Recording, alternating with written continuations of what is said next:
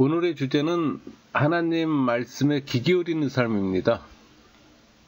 여러분, 신앙인이 하나님을 만나는 수단이 예수의 믿음이에요. 그러니까 믿음을 통해 성령의 내적 음성을 듣는다면 신앙인의 삶은 풍성해져요. 또 그러기 위해서는 듣는 훈련이 필요하고, 그러니까 예수의 믿음을 갖는 신앙인은 일상의 삶에서 하나님의 임재를 경험합니다. 그러니까 하나님이 우리를 부르실 때 이 영혼의 의지에서 그분의 음성을 듣게 될 거예요. 그러니까 하나님과의 교제에서 영혼의 이해함이 없다면 교제는 불가능해지죠. 그러니까 예배하면서 하나님의 임재를 경험하지 못한 것이 그 이해가 될 겁니다. 많은 교회를 방문해서 예배를 해도 그 시간은 탐방일 뿐이에요. 그것만으로는 충분하지 않아요. 지적 추구는 종교 생활을 통해서 평생 해온 일이잖아요. 출발했지만 결국 출발점으로 다시 돌아오는 종교 생활, 교회 생활을 헛되게 할 그런 기분.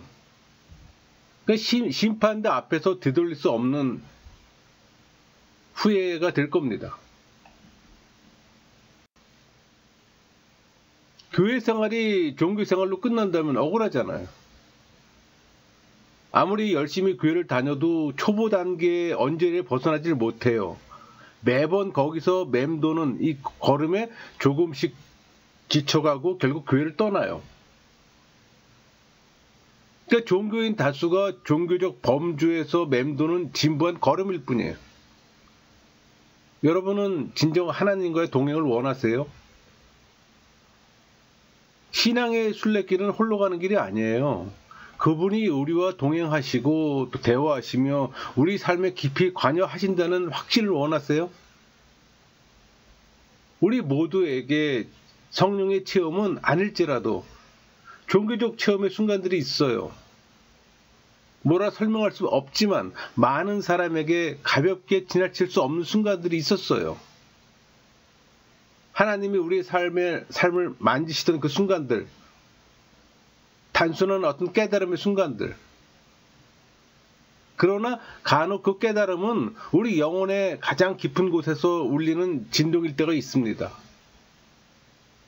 그러니까 우리를 깨워 인생의 여정을 준비시키는 하나님의 말씀일 수도 있어요. 여러분, 영혼은 바로 그 말씀을 듣는 곳입니다. 그러니까 종교 생활은 마인드에서, 신앙 생활은 하트에서 시작돼요. 하나님은 만물을 창조하셨습니다. 그 만물 속에서 자연 계시로 하나님을 느낄 수 있게 하셨어요. 그 만물 가운데 당신의 형상을 만드셨고 그 형상이 피조세계를 통치하게 하셨어요. 그러나 통치권을 사단에게 빼앗기고 타락 상실로 사단의 지배 아래 숨어버린 인간을 또 하나님이 찾으셨잖아요. 결국 찾으셨고 그 찾는 사연을 책으로 남기셨어요. 그게 성경입니다.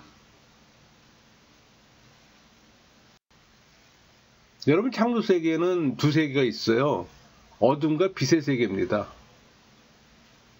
우리는 빛을 통해 또 하나님께 나아가요. 하나님도 그 길을 통해 우리에게 오시고 성령의 오심은 말씀으로 시작됩니다. 그러니까 우리의 나아감은 들음으로 시작되잖아요. 하나님의 찾음은 보이심으로 시작되는 거고. 그러니까 우리의 찾음은 봄으로 시작되는 거예요. 그러니까 하나님과 우리가 만나는 곳은 인간의 영혼입니다. 이 만남은 결코 쉽지 않아요. 은혜가 필요하고 훈련이 필요합니다. 많은 이들이 만나지 못하는 것은 훈련의 과정이 없기 때문이에요. 근데 훈련에는 비용과 시간이 소요되잖아요. 또 평생의 과정입니다. 그래서 많은 이들이 포기해요. 또 훈련 중에서도 가장 또 어려운 훈련이에요. 신앙인이라도 훈련이 필요한 겁니다. 믿음을 통해 들려오는 내적 음성을 들으려면 항상 또 기울여야 하기 때문에. 그러니까 소리는 때로 희미하고 귀에 들리는 것 이상을 듣기 위해 우리는 언제나 또 영적으로 민감해야 합니다. 여러분, 믿음의 통로는 어디에나 있어요. 그러나 그것을 알아차기란 또 쉽지 않아요. 우리를 찾으신 그분이 찾지 않는 한 어렵다는 겁니다.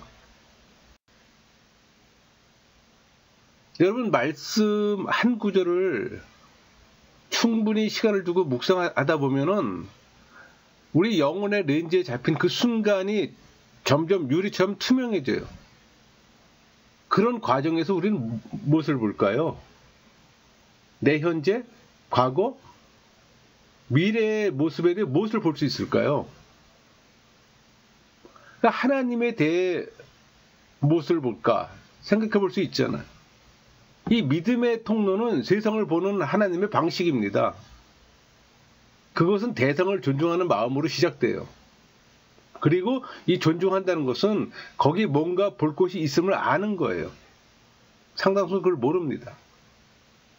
그러니까 표면이 전부가 아니라 그 이면에 뭔가가 있음을 생각하고 느끼는 방식을 바꿔줄 어떤 위력이 있음을 깨닫는 거예요. 삶을 보는 방식뿐만 아니라 실제 살아가는 방식까지 달라지게 할 깊은 계시가 있음을 알게 되는 거예요. 그러니까 예수님은 인생을 그렇게 사셨잖아요. 나인성 과부, 우물가의 여인, 나무 위의 세리, 십자가의 강도, 부자와 나사로를 만났어요.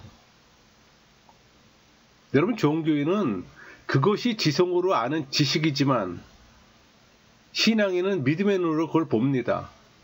그때 진리가 보이는 거예요. 왜? 성령이 조명하시기에. 성령이 내주하는 신앙인이라면 조명해 주세요.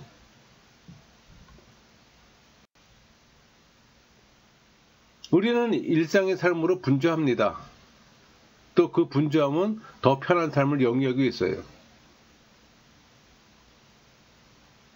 그러나 더 편한 삶을 위해 사는 동안 또 오늘을 놓치고 있어요. 여러분, 종교인들은 여행과 만난 음식 탐방의 마음을 빼앗겨 지금 하나님이 베풀어 주시는 걸 잊고 살아요. 하루하루의 삶을 들여다보고 고민할 때 모든 것이 바뀌어요. 그것조차 인식하지 못하며 세속을 추구하는 사람들이 많습니다. 상당수가 그렇습니다. 여러분이 침묵 기도를 하면 영혼의 내적 분심이 사라질 때 주어지는 그 선물은 그 선물을 주시는 분도 함께 느끼게 되는 겁니다. 그때 그렇게 주어지는 것을 받기 시작하는 거예요. 언젠가가 아니라 오늘 현재 지금. 여러분 아세요? 신앙인의 동력은 영혼의 고요함이 있어요. 내적 분심이 없는 고요함. 여러분은 마르다와 마리아의 모습에서 무엇을 봅니까? 말씀보다 행위가 더 중요해질 때 이것은 영적 동력을 잃었다는 증거예요. 그러니까 영적인 것을 보는 눈과 타인의 거룩을 느끼는 감각을 잃지 않는 그런 삶을 살고 싶으세요? 회심한 그리스도인의 삶을 살아야 합니다. 마음이 산만한 종교 활동은 피하세요. 많은 일로 바쁜 종교 행위는 피하세요. 종교 행위는 그때뿐이에요. 영적인 유익이 없어요. 그것을 깨달으면 시간을 버는 겁니다. 경험자의 소견이에요. 주님의 발 아래 앉아 그분의 눈빛을 보고 말씀을 듣고 보여주는 진리를 깨달으면서 살아야 합니다. 주님의 발 아래 앉아서 그 분심이 사라져 그분의 속삭임까지 들을 수 있어야 되는 거예요. 그것을 경험해봐야 아는 겁니다. 진리를 보려면 먼저 행위를 멈춰야 되는 거예요. 진리가 선명히 보일 때까지 침묵하세요. 삶의 일상적인 사건 이면에 뭔가가 있어요. 떨기나무 주위에서 세속을 논하지 마세요. 마치 세속의 삶이 전부인 것처럼. 이 땅의 많은 떨기나무들 속에서 하나님의 불꽃을 보지 못한 일이 없는지, 또 거기서 나를 부르는 음성을 그냥 놓쳐버리는 일은 없는지, 누군가 질문합니다. 하나님께서는 왜 떨기나무 속에서 말씀하셨냐고. 그럼 우스갯소리로 신의 광야에는 떨기나무만 있어서 그렇다고 얘기합니다. 그러니까 하나님의 영광이 머물지 않는 곳은 없습니다. 하찮은 떨기나무조차 예가 아니라는 걸 보이기 위함이에요. 계시의 점진성으로 구약을 설명하면 구약에서 말씀하시는 하나님은 성자 하나님이세요. 성자 하나님은 말씀이세요. 하나님 말씀이 들려오는 방식에서 그분의 어떤 겸손이 보이지 않으세요? 그러니까 하나님의 말씀이 마국간에서 겸손의 극치를 보는 겁니다.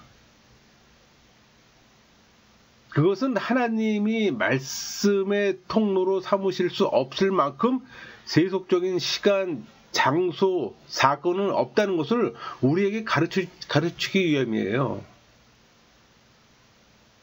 그 낮고 겸손하게 찾아오시는 하나님의 특유의 방법을 깨닫지 못한다면 우리는 이 땅에 천국이 가득한 순간들을 그냥 지나쳐 버리는 겁니다. 말 구유에서 거룩을 볼 때까지 우리는 예수의 믿음으로 보고 또 봐야 하는 겁니다. 그러니까 우리는 하나님의 형상대로 만들어진 존재잖아요. 우리는 삶과 죽음이라는 신비한 방식으로 연결되어 있어요. 우리는 그 둘 사이에 끊임없는 어떤 긴장 속에 살아가는 겁니다. 마치 나무처럼 땅에 뿌리를 두고 하늘을 향하면서 하늘과 땅에서 공급하는 영양분을 받아가며 살아갑니다.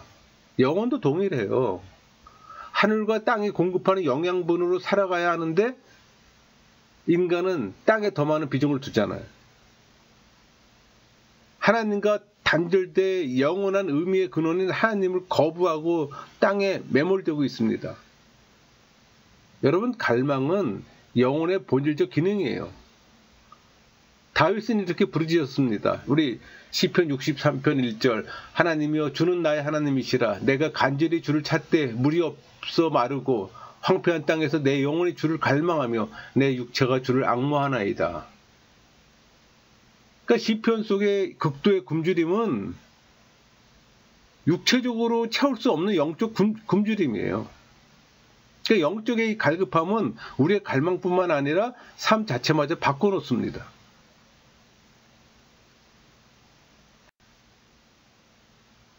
우리 영혼에 솟아나는 이 갈급함은 저절로 생기는 게 아니에요. 사도 요한은 말했어요. 우리 요한일서 4장 19절 우리가 사랑하면 그가 먼저 우리를 사랑하였음이라. 그러니까 우리의 갈급함도 같은 이치예요. 우리를 향한 하나님의 갈망이 우리로 하여금 그분을 찾는 갈급함을 불러일으켜요. 하나님은 아주 작게 계시하셔도 우리의 영혼은 더 많은 것을 알고 싶은 이 갈급함을 심어주기에 충분한 겁니다.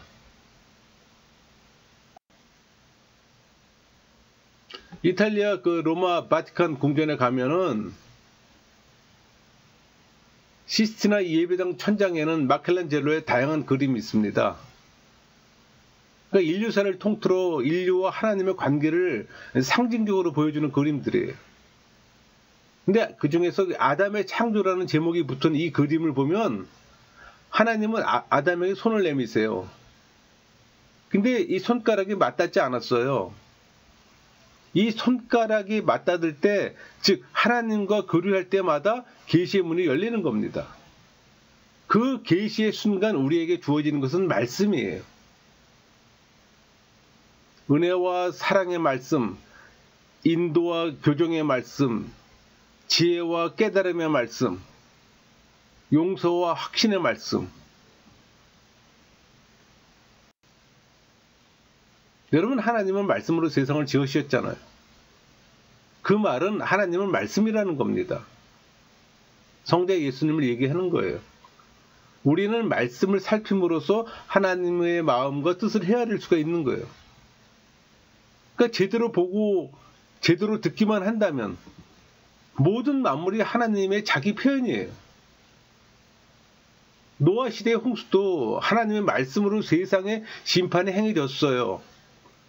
말씀이 육신을 입어 우리 가운데 거하셨기에 그리스도의 삶의 모든 언행은 세상을 향한 하나님의 언어예요. 지금도 그렇습니다. 여러분 느끼지 못할 뿐이지.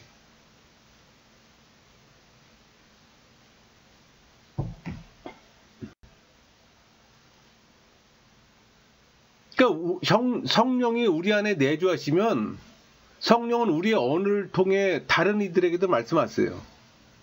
하나님이 우리의 기도에 응답하시면 그 응답을 이루는 삶의 상황은 그대로 그분의 말씀의 증거가 됩니다. 그러니까 하나님의 말씀은 우리 영혼에 장착돼요. 영혼의 말씀만이 아니라 우리 혈통에도 메시아 어떤 혈통의 DNA가 있어요. 왜? 하나님의 형상대로 만들어졌기 때문에. 여러분 인간은 은혜의 순간을 분석해 그 순간을 재현시키는 원리를 만들고 또 그 원리를 신앙의 척도와 행동의 규범으로 일법화하려 합니다. 그러니까 찬양 예배, 성령의 밤 등 이벤트화해요. 그 때문에 하나님과의 관계에서 자연스러움을 놓칠 뿐만 아니라 생명마저 잃고 맙니다.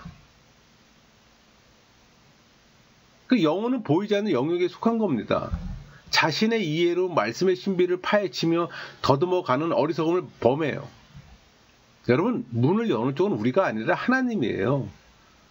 우리가 할 수 있는 일은 하나님이 주시는 것을 받거나 받지 않는 것뿐입니다.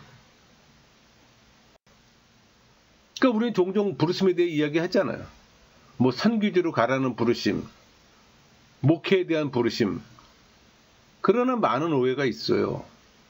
부르심에 대한 오해로 많은 이가 선교사로 목사로 부르심 받았다고 그 길을 갑니다. 그러나 상당수는 포기하잖아요.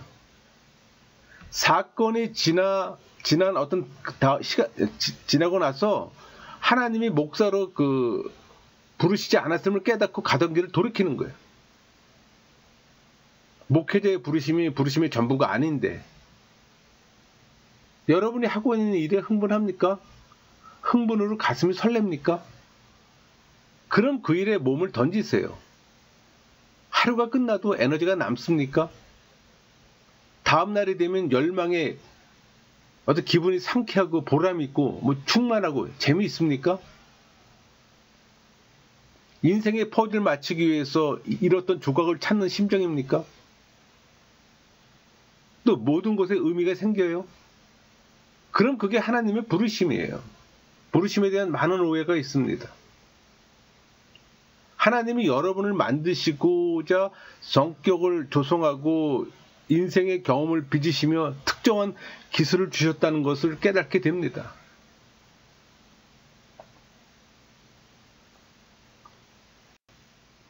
이제 와서 인생을 돌아보면 생각해요. 내 삶의 소리에 귀 기울였다면, 내게 기쁨을 주는 일들의 길을 열었더라면 나는 그걸 벌써 오래전에 알았을 텐데, 그때마다 보이는 것이 있었는데, 미래의 어떤 희미한 불빛, 미래의 문에서 누군가가 자신의 이름을 부르는 소리가 있었는데 듣지 못했어요. 이해할 수 없는 언어로. 그래서 우리는 그 부르는 자가 누구이며 부르는 곳이 어디인지 알아차리지 못했던 겁니다. 그저 자기 이름만 알아요. 작은 소리로 속삭이는데, 내가 누구인지를 말해주는데, 평생 하게 될 일이 무엇인지 보여주는데, 우리에게 보는 눈과 듣는 귀와 따르는 믿음만 있었다면 그것은 지금도 반복됩니다. 그 세미한 음성을 빨리 들을수록 좋아요. 늦었지만 그 음성에 안테나를 맞추세요. 더 늦기 전에. 여러분 미술 작품을 보는 방법을 말하면, 그림 앞에 앉을 때 내가 무엇을 생각하지 않고 그 그림이 나에게 주는 어떤 영감을 그대로 받으려는 마음으로 바라보세요. 그러나 어떤 이들은 보고 듣고 받아들이지 않고 반응합니다. 심하면 비평까지 해요. 영화를 보러 갈 때도, 주일 아침 설교를 듣고 갈 때도 마찬가지예요. 그림을 볼 때 그림을 통해서 새로운 세계를 볼 수 있다면 저는 그게 최고라고 생각합니다. 그저 보고 듣고 받아들이면 되지 않나요? 아담의 창조라는 그림을 보고 그 위험 앞에 모든 것은 사라지고 그림 속으로 빨려 들어가요. 우리 영혼의 회귀, 안전감, 본향에 대한 갈급함도 같은 그 무엇에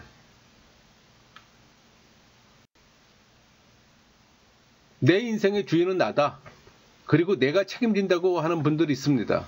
그럴듯해 보여요. 근데 불신자들의 주장입니다. 삶의 고난을 겪는 경험이 있는 분은 그렇게 이야기하지 않아요. 여러분이 하나님의 부르심을 처음 들었을 때 그것이 광야로의 부르심인 줄 아는 사람은 없습니다.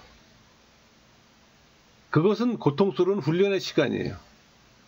부르심에 달아나는 경험을 간증하는 분들도 많습니다.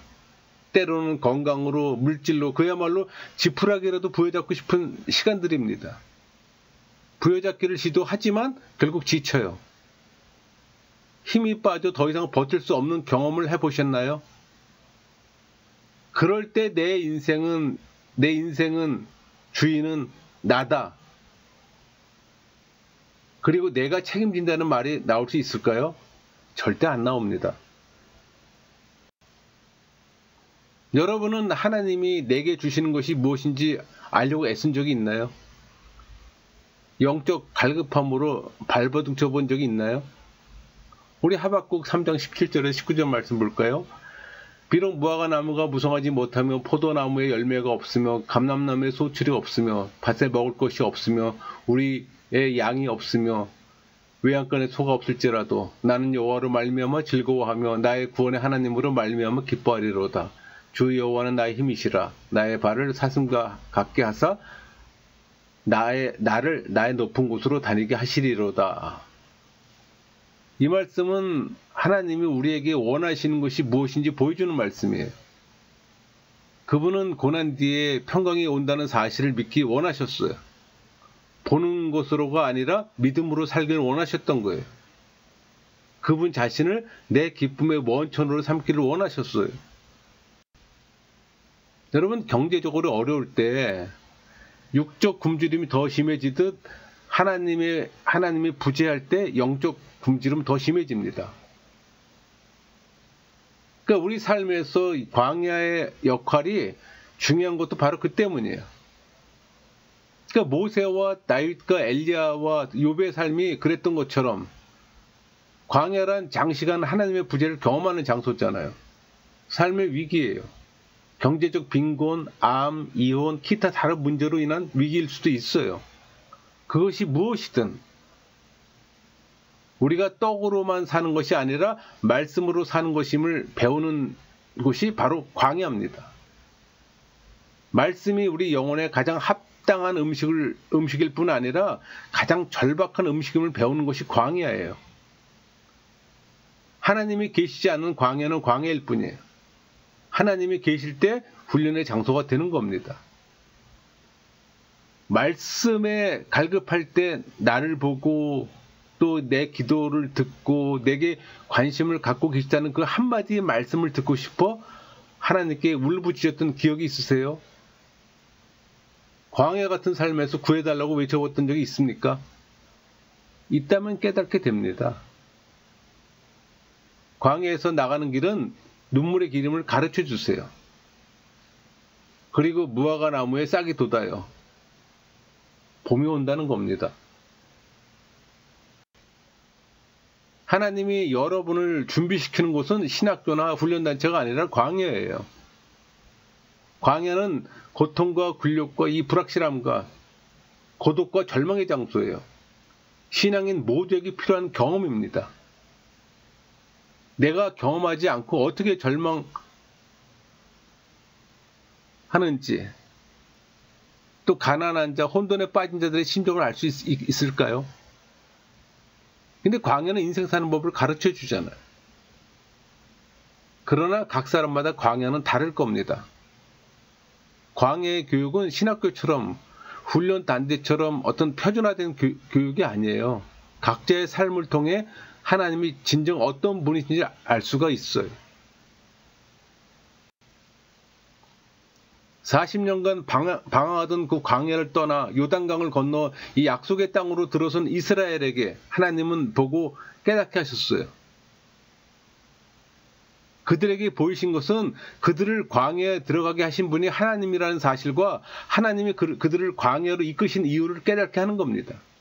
우리 신명기 8장 16절 네 조상들도 알지 못하던 만나를 광야에서 내게 먹이셨나니 이는 다 너를 낮추시며 너를 시험하사 마침내 내게 복을 주려 하심이었느니라.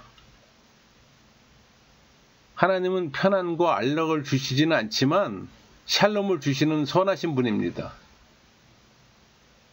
이것이 광야에서 얻는 결론이에요. 자연 속에서 자란 사람들이나 자연을 수시로 접하는 사람들은 아득한 자연의 신비에 대한 경이감이 있어요. 그것 때문에 자연을 자주 찾아요. 우리 시편 19편 1절은 말합니다. 하늘이 하나님의 영광을 선포하고 궁창이 그의 손으로 하신 일을 나타내는도다. 또 19편 2절 날은 날에게 말하고 밤은 밤에게 지식을 전하니 그 선포를 선명히 들을 수 있는 곳도 많지 않아요. 자연은 말하고 있어요. 삶이 분주해서 많은 사람들이 보거나 느끼지 못할 뿐이지. 자연은 눈과 귀와 깨닫는 마음이 있는 모든 이들에게 말합니다. 그걸 우리 일반 계시라고 얘기하는 거예요. 자연이야말로 우리가 하나님을 찾을 때 쉽게 바라보는 것 중에 하나잖아요. 그러니까 하나님 편에서 우리를 찾으시고 우리에게 다가와 말씀하시는 것 중 하나이기도 해요. 자연이 언어를 갖고 있다면 자연이야말로 우리가 공부해야 할 언어입니다. 그 꿈에서 솔로몬이 하나님을 구한 것은 그 듣는 마음이었잖아요. 우리 왕상 열왕기상 그 3장 9절 누가 주의 이 많은 백성을 재판할 수 있사오리까? 듣는 마음을 종에게 주사 주의 백성을 재판하여 선악을 분별하게 하옵소서. 듣는 마음 히브리어로 레부시오메아입니다. 듣다 동사는 복종하다는 뜻을 갖고 있어요. 또 루터는 이걸 또 순종하는 마음으로 번역했습니다. 그러니까 성경에서 말하는 지혜란 하나님의 말씀을 잘 듣고 순종하는 데서 얻는다고 보는 거예요. 그러니까 솔로몬은 하나님의 말씀대로 하나님의 백성을 올바르게 통치하고 재판하기 위해 요구되는 이 총명과 분별력을 구했던 겁니다.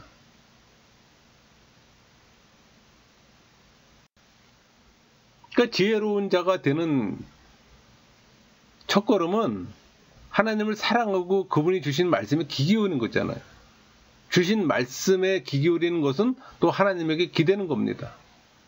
기대지 않으면 결코 하나님과 거리를 좁힐 수가 없어요. 하나님이 하는 말만 들어서는 부족합니다. 그 말의 이면을 들으려고 영적 안테나를 세워야 하는 거예요.